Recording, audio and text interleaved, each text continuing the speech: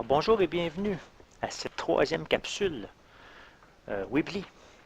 Alors aujourd'hui on va voir le site, on va voir la suite de la construction d'un site où on a changé les thèmes, on a créé, on a donné un nom à notre site.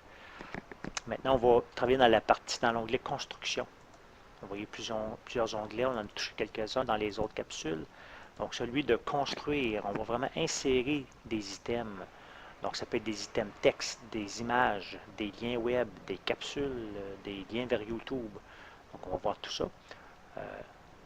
La façon de faire n'est pas vraiment complexe. Il s'agit de choisir un élément qui est ici, de cliquer et de le glisser dans la zone qui est là. Donc, on clique, par exemple, sur un titre. Vous voyez, quand je l'amène ici, je n'ai pas lâché le cliquer gauche sur ma souris et il y a une barre bleue qui apparaît, c'est parce que je peux le déposer. C'est là où je l'ai déposé, tout en haut de la zone. Donc, vous voyez, cliquez ici pour modifier. Donc, je clique dans la zone et je peux introduire du texte. Je peux le prendre en surbrillance et vous voyez les différentes options qui sont en haut ici. Je pourrais le mettre en caractère gras. Je pourrais le grossir ou le rapetisser, surligner, etc. Je pourrais le centrer ou au contraire le laisser comme il était vers la gauche. Donc, ça, c'est une zone de texte. Je peux ensuite, vous voyez, le prochain item, pardon, ça, c'est une zone titre. Donc, ici, j'ai une zone de texte. Et vous voyez, la barre bleue, elle est en dessous. Ici, elle est au-dessus. Donc, je peux le placer où je veux. Si je le place au bout ici, donc, vous voyez, si je le place en dessous, par exemple, ma zone de texte va se placer là. Mais une fois que je l'ai placé, je peux aussi le déplacer en prenant cet objet-là. Et quand je le tasse tout à fait à droite, la zone de texte va se placer à côté. Donc, je la ramène en dessous ici. Et j'écris n'importe quoi. Oups. Donc, une fois que c'est saisi, je peux le déplacer. Je peux aussi supprimer. Lorsque je passe ma souris à l'extrême droite, il y a un bouton supprimer. Donc, je pourrais supprimer ce texte-là. Le prochain, je pourrais insérer une image. Donc, par exemple, si je veux mettre une image au bout du premier texte, comme ça. Ici, télécharger l'image, je clique. Et je peux aller chercher une image en quelque part dans mon ordinateur. Donc, je peux prendre n'importe quelle image. Je clique ici sur l'image, je fais ouvrir. Vous voyez un téléversement. Et l'image est là. Donc, vous voyez, le texte a été tassé en dessous. Mon image, elle est quand même assez grosse. Quand je clique dans la zone image, une fois, il y a différentes options. Je peux la garder centrée, l'aligner vers la gauche, etc. Je peux la remplacer. Ensuite, une fois que je clique à l'extérieur, je reviens. Regardez ici, si je passe mon curseur, je peux simplement rapetisser l'image si elle est trop grosse. Je pourrais prendre la zone de texte qui est ici, qui est en dessous, et la mettre en dessous de mon premier titre. Donc, une fois que j'ai plusieurs éléments dans la zone, je peux les bouger de différentes façons. Donc, il y a différentes choses qu'on peut insérer. On peut insérer, par exemple, un bouton. Quand je mets un bouton, par exemple, en dessous ici, ce bouton-là me permet, quand je clique dessus, d'aller chercher soit un lien web, par exemple, si je veux insérer un autre lien. Par exemple, si j'ai une capsule YouTube à partager, donc je fais partager, je copie l'adresse, et quand je reviens sur le site, oups, quand je reviens sur le site, je vais sur le lien, je copie. Et donc ce bouton-là, je peux lui donner un titre. Par exemple, YouTube. Donc le bouton est changé. Et lorsque je vais cliquer dessus, lorsqu'il sera publié, je vais pouvoir aller chercher cette vidéo-là. Donc, il y a d'autres éléments qu'on peut insérer. On peut insérer une ligne qui peut diviser certains éléments. Regardez encore la ligne bleue, ça me permet de voir où est-ce que ma ligne sera déposée. Vous voyez un séparateur. Je peux aussi, si vous regardez ici, il y a un icône qui s'appelle espace. Donc, on peut créer un espace plus grand. Une fois que l'espace est intégré, je peux aller jouer avec la grosseur de l'espace ici, rapetisser ou l'agrandir. Donc, c'est différentes options. Il y a aussi un bouton qui s'appelle Fichier. Vous voyez ici, Fichier. Je peux insérer cette option-là. Et ici, ce que je peux faire, c'est que je peux insérer un fichier. Ça peut être un fichier Word, PDF, etc. Donc, quand je clique Transférer le fichier, je peux aller voir sur mon ordinateur. Et je peux aller chercher n'importe quel fichier qui existe. Par exemple, celui-là. Vous voyez, il est en train de le téléverser ici. Et mon fichier est déposé.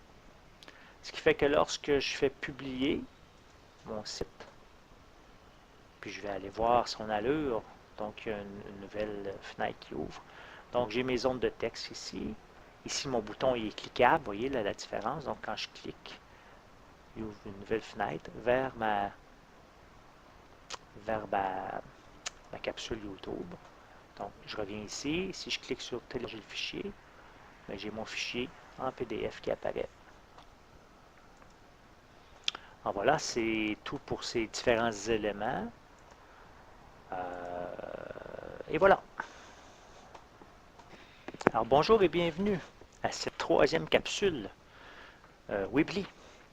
Aujourd'hui, on va voir le site, on va voir la suite de la construction d'un site où on a changé les thèmes, on a créé, on a donné un nom à notre site. Maintenant, on va travailler dans l'onglet construction. Vous voyez plusieurs onglets, on en a touché quelques-uns dans les autres capsules.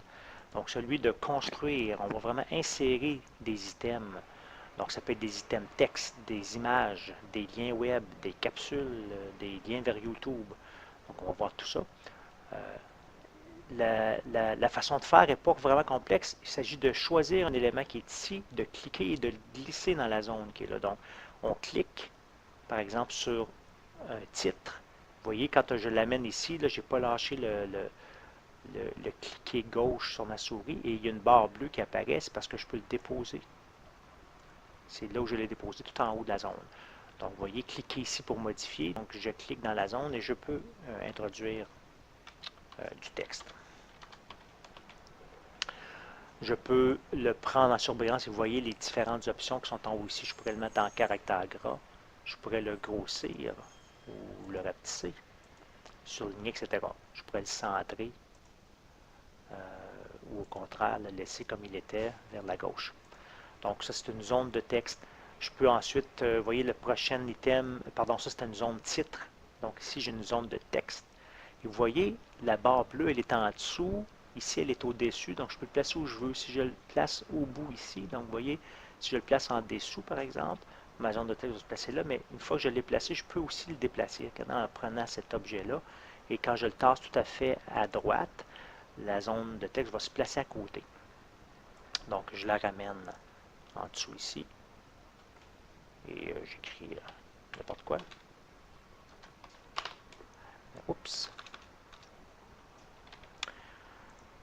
Donc, une fois que c'est saisi, je peux le déplacer. Je peux aussi supprimer.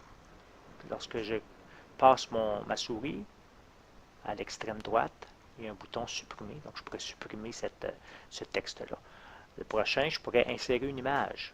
Donc, par exemple, si je veux mettre une image au bout du premier texte, comme ça. Ici, télécharger l'image, je clique et je peux aller chercher une image en quelque part dans mon ordinateur.